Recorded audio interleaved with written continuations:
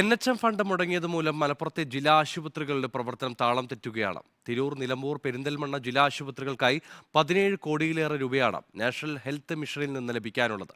കാരുണ്യ അടക്കമുള്ള ആരോഗ്യ ഇൻഷുറൻസിൽ നിന്ന് പണം ലഭിക്കാതായതോടെ രോഗികളും ഏറെ പ്രയാസത്തിലാണ്. JSS, ആരോഗ്യ കിരണം, NPCD, RBSK തുടങ്ങിയ ഒട്ടേറെ പദ്ധതികളാണ് NHM ഫണ്ട് ലഭിക്കാത്തതിനാൽ നിലച്ചത്. തിരൂർ ജില്ലാ ആശുപത്രിക്ക് മാത്രം 8,28,74,566 രൂപയാണ് ലഭിക്കാനുള്ളത്. പെരിറ്റോണിയൽ ഡയാലിസിസ് നടത്തുന്ന രോഗികളാണ് ഇതുമൂലം പ്രതിസന്ധിയിലായത്. ജില്ലയിൽ തിരൂർ കേന്ദ്രമാക്കിയാണ് ഇത്തരം രോഗികൾക്ക് മരുന്ന് നൽകി വരുന്നത്. കഴിഞ്ഞ നവംബറിനു ശേഷമാണ് ഇവർക്കുള്ള മരുന്ന് വിതരണം മുടങ്ങിയത്. ഈ വർഷത്തെ മരുന്നുകളെല്ലാം വിതരണം ചെയ്തു കഴിഞ്ഞെന്നാണ് NHM അധികൃതർ ആശുപത്രിയെ അറിയിച്ചത്. പാവപ്പെട്ടവർക്ക് ഡെലിവറിക്ക് വരുന്നവർക്ക് അവർക്കൊക്കെ സഹായങ്ങളൊക്കെ ചെയ്യണതാണ്. ഈ ഫണ്ട് കിട്ടാത്തത് കൊണ്ട് നല്ല രീതിയിൽ ഹോസ്പിറ്റലുകളെയും അതുപോലെ തന്നെ അവിടെ വരുന്ന രോഗികളെയും വലിയ രീതിയിൽ ഇത് ബാധിച്ചുകൊണ്ടിരിക്കുകയാണ്.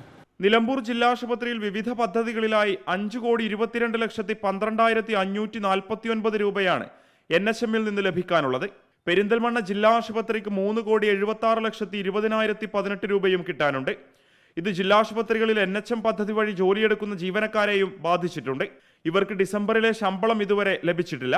നിലവിൽ ആശുപത്രി മാനേജ്മെന്റ് കമ്മിറ്റിക്ക് ലഭിക്കുന്ന തുച്ഛ വരുമാനവും ജില്ലാ പഞ്ചായത്ത് നൽകി വരുന്ന സഹായങ്ങളും കൊണ്ടാണ് ആശുപത്രികൾ പിടിച്ചു നിൽക്കുന്നത്.